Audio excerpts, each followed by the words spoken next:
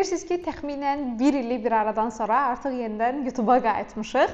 Çünki bəzən öz tələbələrimdə də bəzi mövzuları müşahidə edirəm ki, necə böyük çətinlik çəkirlər və düşündüm ki, doğrudan da nə qədər YouTube kanalımda çox video paylaşmış olsam da yeni izah mövzularına, videolarına daha doğrusu ehtiyac var. Keçdiyimiz 2 həftədə 2 video paylaşmışdıq. Videolardan biri motivasiya ilə bağlı idi. Digəri isə how to study better, daha yaxşı, daha disiplinlə, daha diqqətli şəkildə, diqqətimiz dağılmadan necə oxumaq olar, dərs oxumaq, öyrənmək olar, bununla bağlı idi.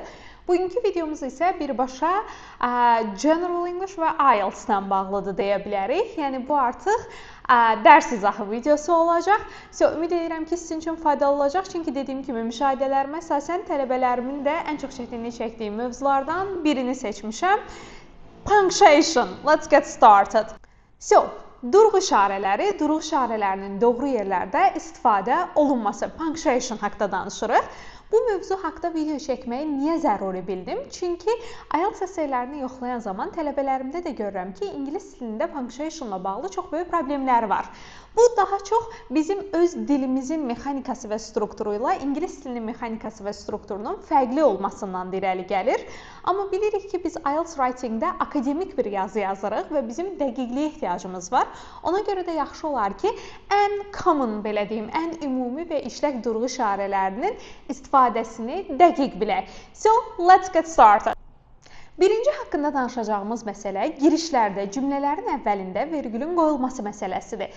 Misal üçün, əgər biz deyiriksə ki, in my opinion, government should do something, burada biz in my opiniondan sonra vergül qoymalıyıq. Yox, əgər deyiriksə ki, many people believe that government should do something, burada artıq that-dan sonra vergül istifadə olunmur. Tələbələrin ən çox səhv etdikləri hissə bu hissədir. Çünki bizim dilimizdə insanlar düşünür ki, vergül var. Amma ingilis dilində bu situasiyada many people think that government should do bla bla bla. Bu halda biz vergül istifadə eləmirik. Digər bir məsələ, tələbələrimin çox çaşdığını müşahidə etdiyim məsələ isə and, yəni və bağlayıcısından öncə vergülün qoyulması məsələsidir. Belə ki, bizim dilimizdə heç bir halda and özündən əvvəl vergül qəbul eləmir. Amma ingilis dilində bu bir qədər fərqlidir. İngilis dilində biz əgər 2-dən çox şey sadalayırıqsa, çox hallarda and özündən əvvəl vergül tələb eləyir. Yəni, misal üçün, əgər deyirəmsə ki, book, copybook, and pen, burada and-dən öncə vergül qoyuram. Yəni, book, copybook, and pen or something else. Və bir də digər bir halda iki sadə cümləni birləşdirib bir mürəkkəb cümlə halına gətirirsə and, yenə and-dən əvvəl vergül tələb olunur. Misal üçün, deyirəm ki, I went there yesterday, and I saw him there. Burada iki müstəqil sadə cümləni and vasitəsilə birləşdirib bir mürəkkəb cümlə halına gətiririk. Ona görə sırf bu halda da and-dən öncə vergül qoyulur. Digər bir qaydamızı, belə deyim, fanboys adı altında qruplaşdıra bilərik. Belə ki, ingilis dilində fanboys adı altında qruplaşdırılan bir çox bağlayıcılar var ki, bunlar cümlənin ortasında gələndə özündən əvvəl vergül qəbul edir. And-dən eyni şəkildə. Belə and da bunların biridir əslində. Fanboys-un açılışına baxaq. For, and, nor, but, or, yet, so. Gördüyünüz kimi elə and-da izah elədiyim qayda və nümunəni bunlara da tətbiq eləyə bilərik ki, cümlənin ortasında gələndə özlərindən əvvəl mütləq şəkildə vergül qəbul edirlər. Və burada məsələ təkcə cümlənin ortasında gəlmələri yox, elə eyni ilə and-dəki qaydada iki sadə cümləni birləşdirmə qaydasıdır. Misal üçün deyirəm ki, I went there yesterday, but I didn't see him there. Burada but iki sadə cümləni birləşdirib bir mürəkkəb cümlə halına gətirdiyi üçün özündən əvvəl vergül qəbul eləyəcək. Digər bir məsələ isə because-la vergülün işlənməsi məsələsidir. Hansı ki, tələbələrimin bu halda da çox çaşdığını və səhv elədiyini görürəm.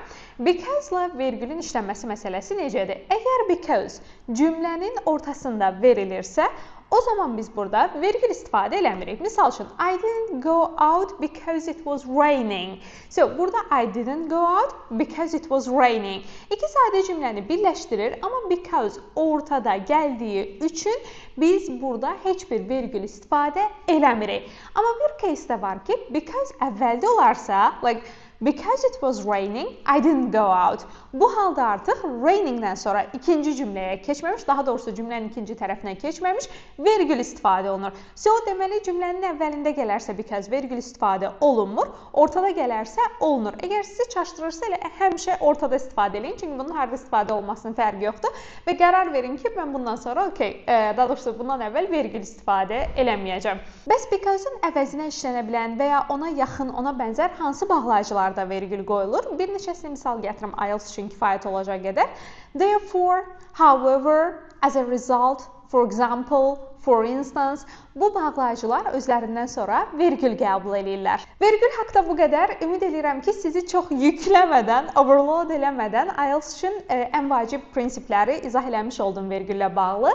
Və əlavə eləmək istədiyim bir neçə məqam da var. Bir şey unutmuruq ki, IELTS writing tamamilə akademikdir və burada biz nida istifadə eləyə bilmərik. Misal üçün, it's hot deyib nida qoymaq istəyirsinizsə, onun əvəzinə, təbii ki, IELTS-da belə bir cümlə qurmuruq, amma sadəcə misal gətirmək üçün deyirəm. Onun əvəzinə, yəni nidanın əvəzinə it's extremely hot deyə bilərik ki, o nidanı biz sözlərlə ifadə eləmiş oluruq. Sözlə o vurğunu qoyub, o dərəcəni artırmış oluruq, belə deyim. Və əlavə olaraq digər bir məsələ, yenə IELTS writing akademik olduğu üçün burada heç vaxt retorik suallardan istifadə olunmur. Misal üçün, is money key to happiness əvəzinə. So, it's argued that money is key to happiness. Bu tip cümlələr qururuq, yəni həmişə nəqli cümlələr qururuq və heç vaxt retorik suallar vermir. Belə.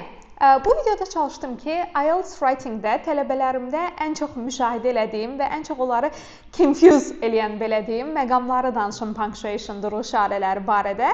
Unutmayın ki, durğu işarələrində digər hər şey kimi əsas funksiyası bizim ideyalarımızı daha anlaşıqlı, daha izlənə bilən, follow oluna bilən şəklə gətirməkdir. Buna görə də writing-lərimizdə durğu işarələrinin istifadəsi əslində akademik yazıda çox-çox önəmlidir. Ümid edirəm ki, bu video sizin üçün faydalı olacaq. Good luck!